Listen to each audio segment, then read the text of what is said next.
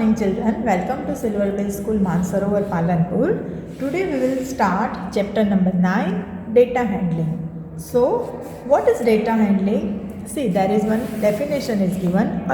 उसमें क्या है? डेटा हैंडलिंग, डेटा को हैंडल करना, डेटा को कलेक्ट करना, उसको ऑर्गेनाइज करना, कोई भी डेटा हो, कोई भी इंफॉर्मेशन हो तो उसका जो हैंडलिंग करते हैं. देखो यहाँ पे A data is a collection of numbers gathered to give some information.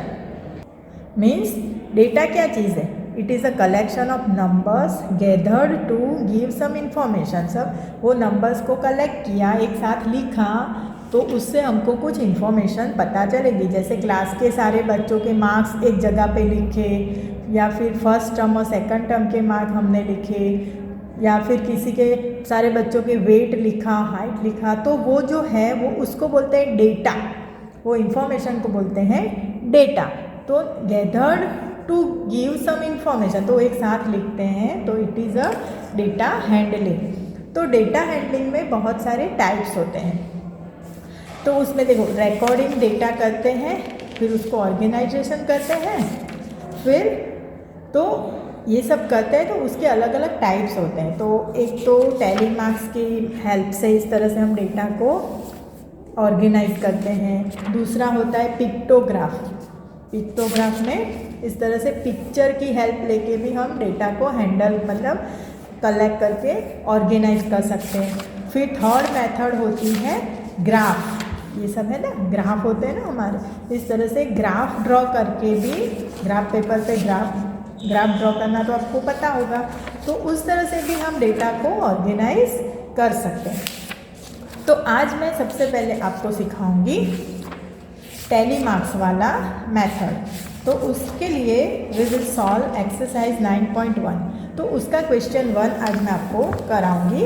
तो आपको समझ में आएगा कि टैली मार्क्स की मदद से कैसे डेटा हैंडलिंग करते हैं.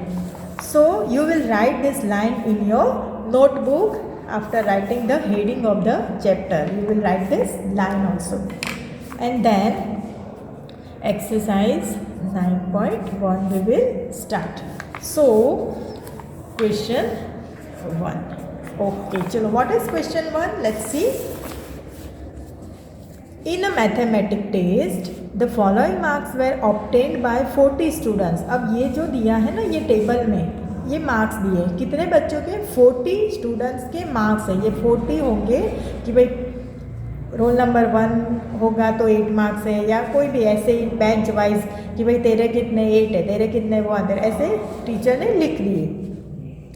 Arrange this marks in a table using tally marks. तो टैली मार्क्स का यूज़ करके इसको अरेंज करना है. तो हमको ये जानना है कि पूरे क्लास में 40 स्टूडेंट्स का जो क्लास है उसमें कितने बच्चों के सिर्फ 1 मार्क आया है, कितने बच्चों के 2 मार्क्स आए हैं. तो ये थोड़े वीक बच्चे हैं क्लास में, ऐसा हमको पता चलेगा. और कितने बच्चे इंटेलिजेंट हैं, बराबर. तो इस तरह से हमको टेबल बनाना है. 40 बच्चे हैं और ये उनके मार्क्स है. ये मार्क्स दिए हैं, मैक्सिमम 9 भी है. देखो, मैक्सिमम 9 भी है और मिनिमम 1 मार्क भी दिया है. मतलब मानो कि ये 10 मार्क का टेस्ट होगा, ऐसा हमको समझ में आ रहा है.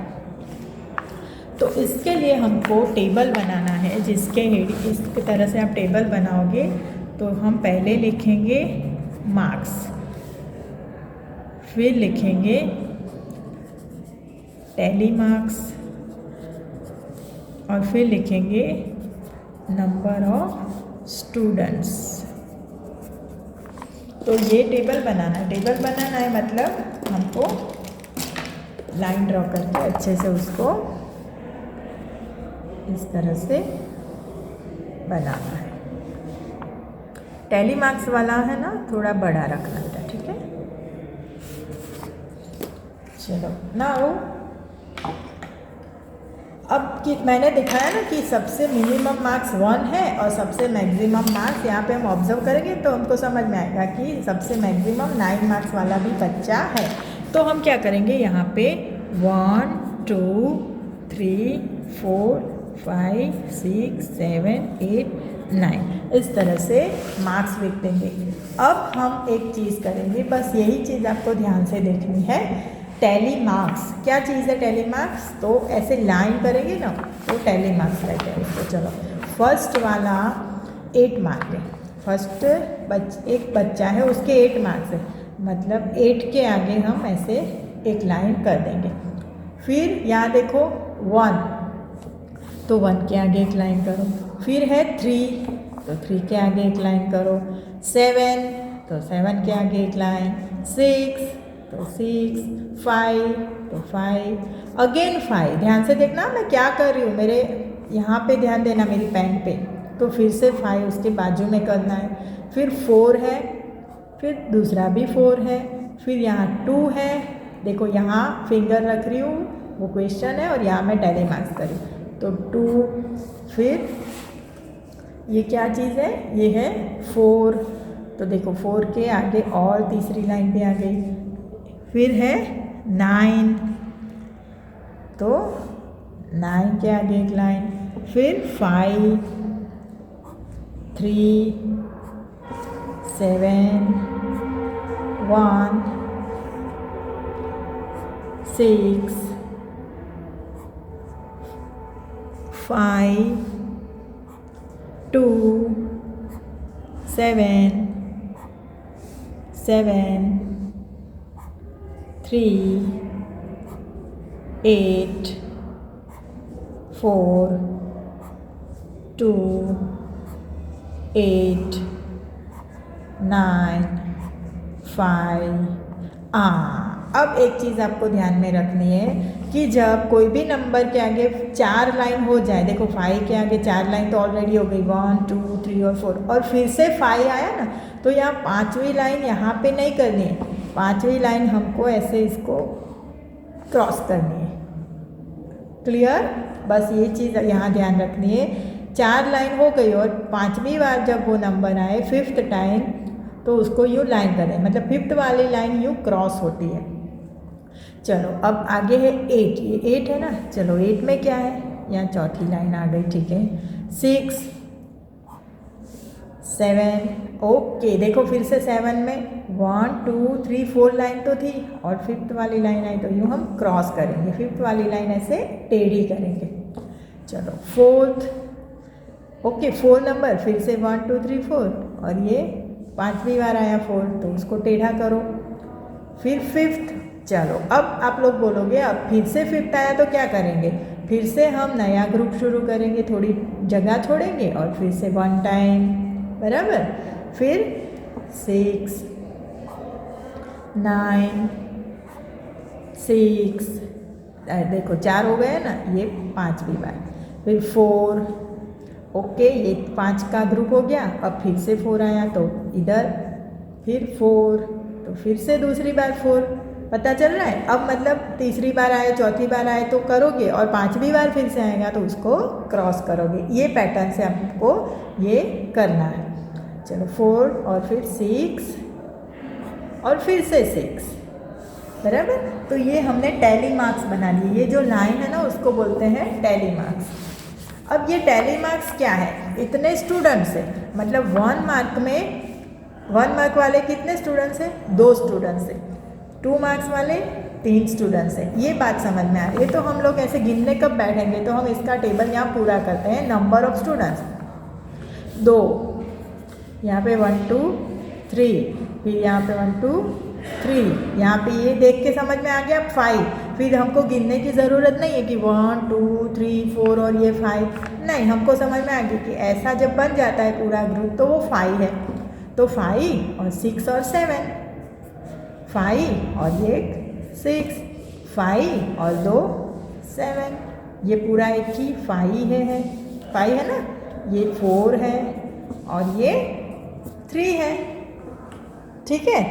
तो ये हो गए number of students.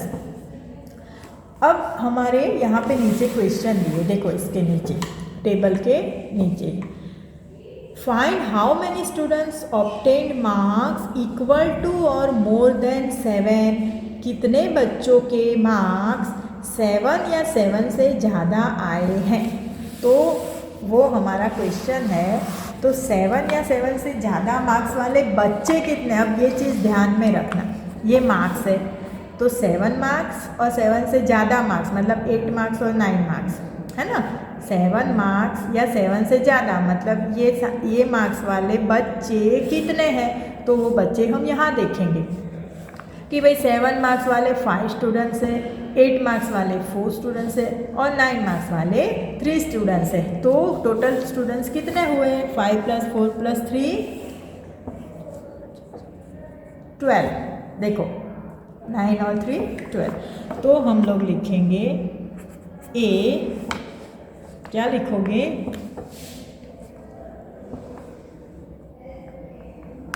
Twelve students obtained marks equal to or more than 7।